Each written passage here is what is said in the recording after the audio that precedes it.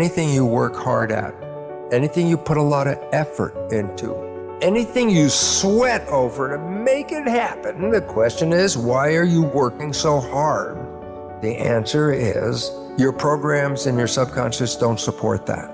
And what we have to do in order to get to that place where we can take the keys and unlock the self-imposed prisons, or the prisons that we have given ourselves on the basis of what we have come to believe is our limitations, what we can and can't do. We have to let go of that. And I call it rewriting our agreement with reality.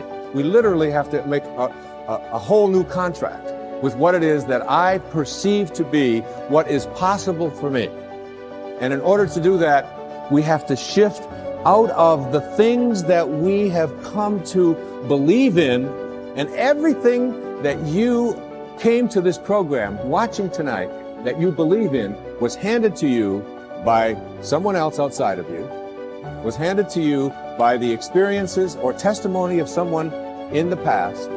And because it comes from outside of you, there is still an element of doubt. And this element of doubt isn't bad, but it keeps you from reaching higher levels, because what you think about is what expands. And if you're thinking doubt, then doubt is what expands. When you visualize a goal that you want to achieve, it's not in the future. If you, this is to do with manifesting. When you want to manifest something, it doesn't work very well when you think, I will be famous, I need to be famous, I want to be famous. Not good for manifestation.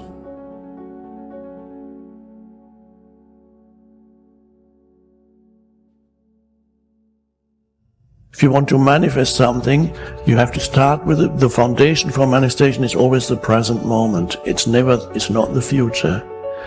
It works very simply. Jesus explained it in one sentence, just one sentence. Whenever you pray for something, believe that you have received it and it will be given to you. But you and I, when we choose to create something new in our lives, when we choose to heal our bodies, when we hold the image in our mind of what it is that we choose to create, the act of holding the image in our minds is the act of us reaching into the potential of this field, of the divine matrix. We're literally reaching in on an energetic level in the presence of all of these possibilities. And we're finding the one that we now have created to focus upon. It's pulsing in place. That is the secret to creating in the divine matrix. That's the secret to reaching in to the potential, grabbing that potential in your life and isolating that potential and making it into something that is real.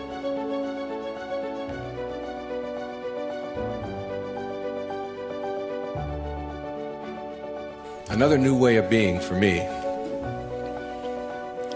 is to think of yourself in terms of personal authority rather than being an authoritarian. Personal authority. A person who has authority never needs to dominate anyone else, ever. Dominating doesn't become necessary. In business, you can have authority. The people who have the most authority are the ones who listen the most, and the ones who are the most conscientious about what do other people have to say.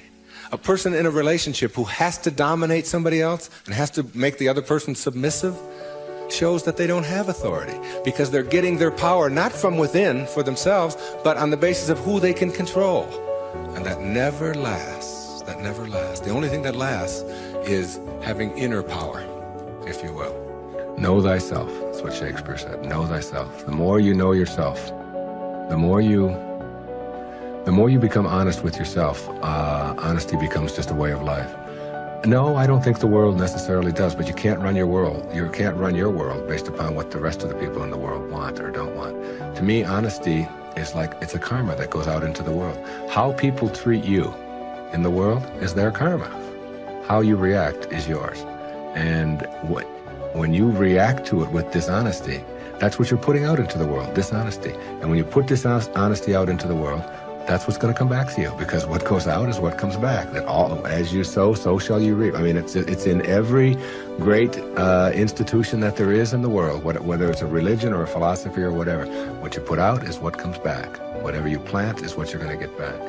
And the more that you put out honesty, just because it's what you are, because you are being honesty, you're not trying to be honest, you are just being honesty, then that's what will come back to you on a regular basis. And when it doesn't, you'll just see that as another test for you to pass. And finally, a fifth way of being that is new, for me, it has become a way of life. It's called serenity instead of acquisitions. The more you try to acquire, the more you try to get, the more you try to collect in your life and evaluate yourself on the basis of that, the less serenity you're going to have. More is less. It's almost a secret of the universe. Serenity means inner peace.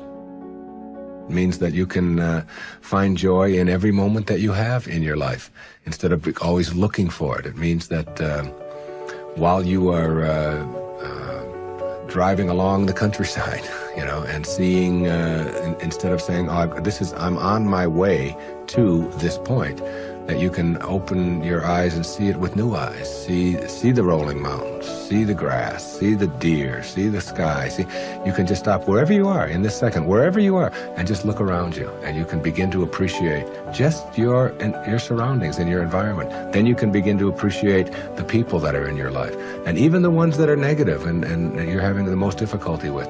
You can practice a new way of being with them, which is sending them love, sending them flowers, send them books, send them a tape, send them something, and just see what kind of reaction that you get. Super emotional health is just an attitude. An attitude is everything. You have a choice. You can choose to stay stuck and bitter, or you can do yourself a favor by willingly forgiving the past and let it go, and then move on to create a joyous, fulfilling life. You have the freedom to make your life anything you want it to be, because you have freedom of choice. Let's talk about prosperity or wealth, however you want to look at it. You can never create prosperity by talking or thinking about your lack of money. This is wasted thinking and cannot bring you abundance. Dwelling on lack only creates more lack. Poverty thinking brings more poverty, and gratitude thinking brings abundance.